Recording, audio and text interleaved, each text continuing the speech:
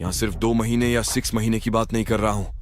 अगर तुम चाहते हो कि तुम्हारी एक पावरफुल लाइफस्टाइल हो तो यहाँ मैं बस उसी आधार पर बात कर रहा हूं। बहुत आसान है, वीर्य को बहा देना और सोते रहना। और जब वीर्य को अंदर रखोगे तो अंदर ही अंदर एक तूफान को थामे रखने की फीलिंग आएगी। अंदर ही अंदर एक प्रचंड इच्छा शक्ति का अनुभव होगा। गुरुदेव और ईश्वर की कृपा रही तो तुम्हें इच्छा शक्ति के पीछे छिपी सिर्फ शक्ति भी दिखेगी। काम इच्छाएं का अगर हट गई और तुमने उस शक्ति को संभालना सीख लिया तो तुम अपने अंदर उस शक्ति से किसी भी क्वालिटी को पैदा कर सकते हो। तुम चाहे अभी तक इंट्रोवर्ट रहे हो या लो कॉन्फिडेंस में जिए हो, पर उस शक्ति से तुम हर क्वालिटी को बढ़ा सकते हैं। और भाई, ऐसा नहीं है कि एक ब्रह्मचर्य पालन कर लिया तो कभी काम इच्छा ही नहीं आएगी, बल्कि सच ये है कि काम इच्छा भी इतनी बढ़कर आएगी तो पूरा ध्यान, पूरी चेतना को एकाग्र करके ही तुम उससे जीत पाओगे। थोड़ा भी मन कमजोर हुआ तो पटक पटक कर वहीं पहुंचा दिए जाओगे जहां से शुरुआत की थी। पर अगर ध्यान लगाकर उस काम वासना को नियंत्रण में ले लिए तो भाई, फोकस इतना जबरदस्त होगा कि विथिन 3 डेज किसी भी काम में इंप्रूवमेंट ला सकते हो।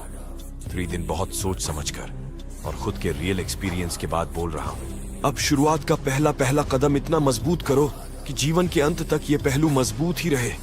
तुम चाहे शादी के बाद अपनी पत्नी के साथ जितना संबंध बनाओ, पर ब्रह्मचर्य का यह नियम तुम तब भी फॉलो करोगे तो बीमारियों से बचे रहोगे और काम वासना भी कम ही रहेगी। मैंने तो ऐसे ठरकी लोगों की वीडियोस देखी है जो छोटे बच्चे के सामने लिप लॉक करके ऊपर से लिपटा झपटी कर रहे हैं। ये कुत्ते कुत्तियों वाली हवस है भाई। तो कम से कम तुम उस लेवल तक तो नहीं गिरोगे। ब्रह्मचर्य की शुरुआत कहां से करें? मैं आपको अपने एक्सपीरियंस के आधार पर बताता हूं। किसी भी मुश्किल काम को आसान बनाने का एक तरीका है कि उसे छोटे छोटे हिस्सों में बांट दो, क्योंकि एक साथ वो महान कार्य आपको असंभव लग सकता है और आप शुरू करने से पहले ही हार मान लोगे, या फिर थोड़ी सी मेहनत के बाद आपका माइंड हथियार डाल देगा। तो सबसे बेस्ट है कि उसे पार्ट्स में डिवाइड कर दो। ब्रह्मचर्य की शुरुआत का पहला पार्ट डाइट है, क्योंकि महान ब्रह्मचारियों ने कहा है कि आप जब तक अपनी रसेंद्री को नियंत्रित नहीं करते तब तक आप अपने जननेंद्रियों को नियंत्रण में नहीं ले पाएंगे। आपने बचपन में बहुत बार सुना भी होगा कि जैसा अन्न वैसा मन। तो ब्रह्मचर्य का सबसे पहला पार्ट अपनी डाइट को कंट्रोल करना है।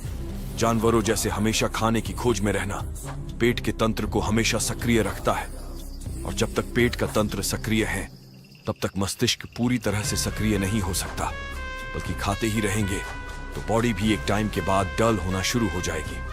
बॉडी से चुस्ती फुर्ती गायब हो जाएगी। इसीलिए व्रत उपवास का कॉन्सेप्ट है।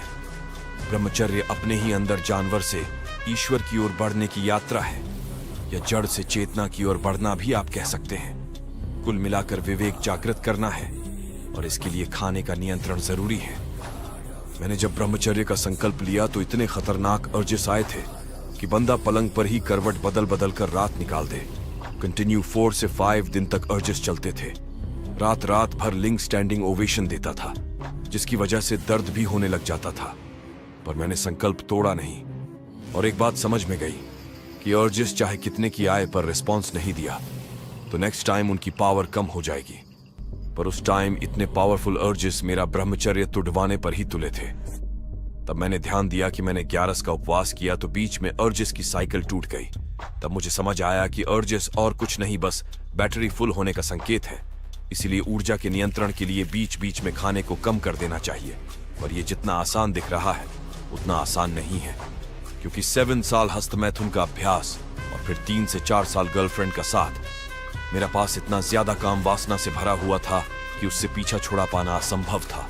ऐसे में भी मैंने हार मानने के बजाय मन की गंदगी की धज्जियां उड़ाने की ठान ली, क्योंकि वो 4-5 दिन तक चलने वाले अर्जेस मुझे हर 7 से 10 दिन में आ रहे थे।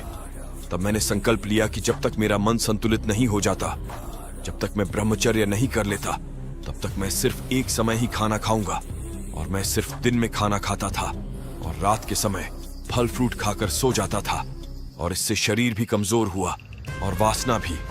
धीरे धीरे मन की पवित्रता बढ़ने लगी।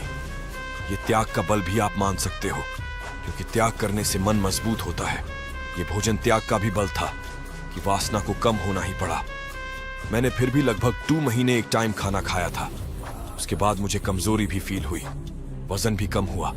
कुल मिलाकर रिस्की दाव था, पर वासना पर भारी पड़ने का समय मुझे मिल गया था। उस समय शरीर की ताकत कम हो रही थी, पर मन की ताकत बढ़ रही थी। यही कारण रहा कि उसके बाद अर्जेस कम हो गए। मन में वासना का प्रतिरोध कर दिया। उसके बाद 3 महीने तक अर्जेस के अतः पते नहीं लगे। ये सब मैंने आपको मात्र भोजन और मन का संबंध समझाने के लिए मेरी लाइफ का प्रैक्टिकल एग्जाम्पल बताया है, पर आपको भी ऐसा ही करना है। ये मेरी सलाह नहीं है, क्योंकि भाई आजकल सबका खान पान अलग है। किसी को इतना भूखा रहने पर ब्लड प्रेशर, शुगर जैसी बीमारियां भी हो सकती हैं। क्योंकि शरीर को आदत नहीं है तो उसके साथ जबरदस्ती नहीं कर सकते।